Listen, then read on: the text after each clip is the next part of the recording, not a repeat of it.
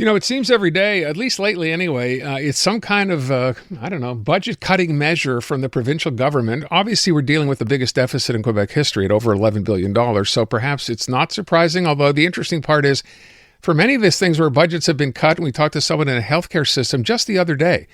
If you haven't been paying attention, 150 jobs cut in the West Island system and about 1,500 overall in healthcare.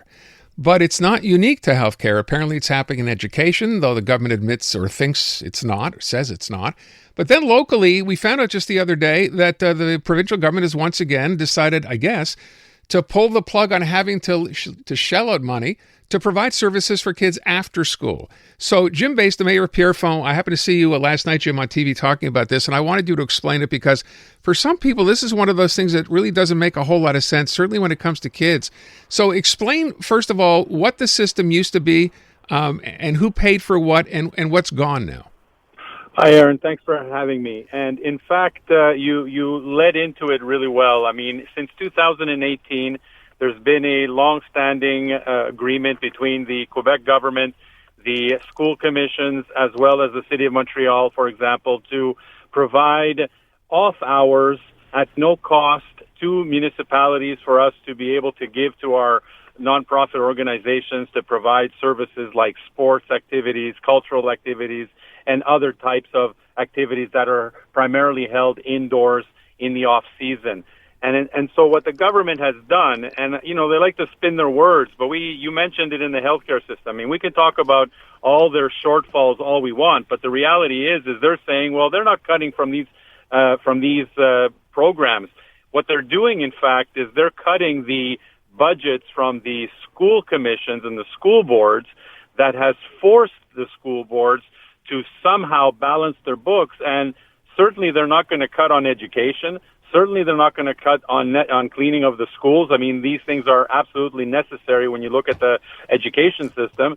They're going to cut probably in the lowest common denominator, which is the use of off hours and rental fees that they got back from the government. And so by doing that, what they've done is they've eliminated, the possibility of future use in the schools that are really paid already by the taxpayers because they are really a creature of the provincial government as municipalities are.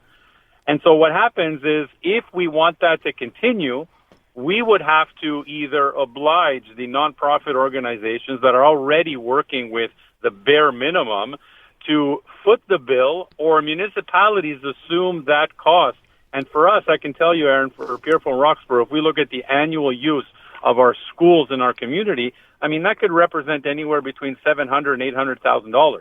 I mean, and now they expect us in January to find that money when they issued this mandate to the school boards in December 18th and had given January 11th as the deadline date. I mean, who does that? That's absurd that they would pass that on to the citizens and the municipalities to scramble to find space for these groups to use in future. So effectively, as you're describing it, Jim, and correct me if I'm wrong, they're saying to you, you can continue to do it, except now you're going to have to foot the bill for it. We're no longer going to do that.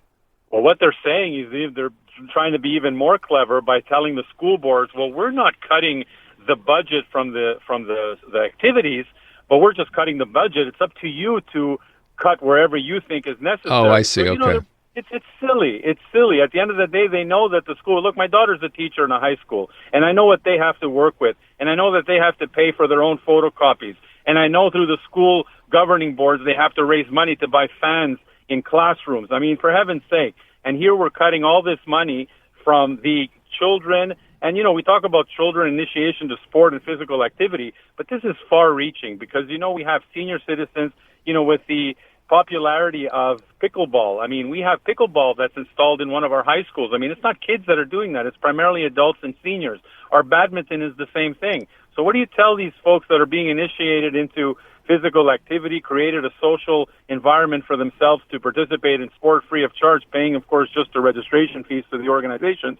How does that continue at the cost that they pay already? I mean, if you look at a registration fee of about $50 a year, does that mean that if we oblige the organizations, if they choose to continue to raise their cost to $200 for them to be able to pay the rental fee to the school board. I mean, you're taking from one government entity and you're paying another government entity. And meanwhile, the government is saying, well, you guys do what you need to do. We just need to cut the books. Meanwhile, they're spending millions of dollars to bring hockey teams and all the other list of things that we know. Yeah, no, listen, it's galling in a sense because it seems to be happening, as I said, across the board. It's not just here's another example, but it's happening in education. It's happening in healthcare. Some way they have to make up the money without saying that they're going to be doing this kind of thing when in fact they are. Look, I understand this morning several borough mayors held a press conference on this. What happened?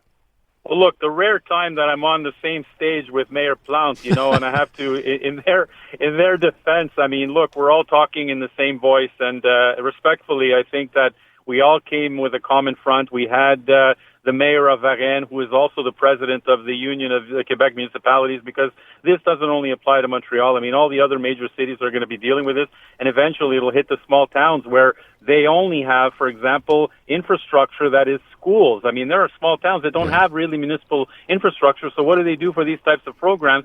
They use the schools. I mean, will it affect them down the road? So this is really far-reaching. So we all held a press conference this morning. We all stood side by side because this, at the end of the day, involves our residents in every community, and everyone is impacted. And the other thing, too, is there's an exchange of services. I mean, schools use our arenas, our pools, our parks. We invest tens of millions of dollars for parks that are situated on school property. What are we going to do now? Charge the school community for the use of that? That's the last thing that I would do. And so that's not the plan. Now we need to find a solution. But what the government did was, Aaron, was they should have called meetings. They should have discussed this instead of dropping the bomb before the holidays and then having a scramble when we all got back on January the 6th. So but Jim, they have a bad habit of never consulting, right? It's like you said, they drop a plan and just hope they can walk away from it. So this is not even unique to you. What's even more amusing is the comments that I'm hearing. I mean, we also have Isabelle Charret, who is the Minister of Sport, who I respect highly, has done a lot in the sport community. But I haven't heard her come out and comment and say, well, this shouldn't happen because it's going to affect children at the base level in initiation. I'm hoping that she would speak about it because she would be the one best placed, as she has probably gone through those channels in her life as well. So I'm anxious to see if the Minister of Sport, Isabelle Charret, will speak on this, because I think it's important that somebody that has that background has a say as well. We will wait and see. Jim, appreciate the time as always. Wish you good luck. We'll follow up on this story next week. Thanks so much. Thank you, Aaron. Be well. Take care. You bet. Jim Beis, Mayor of Pierrefonds-Roxboro.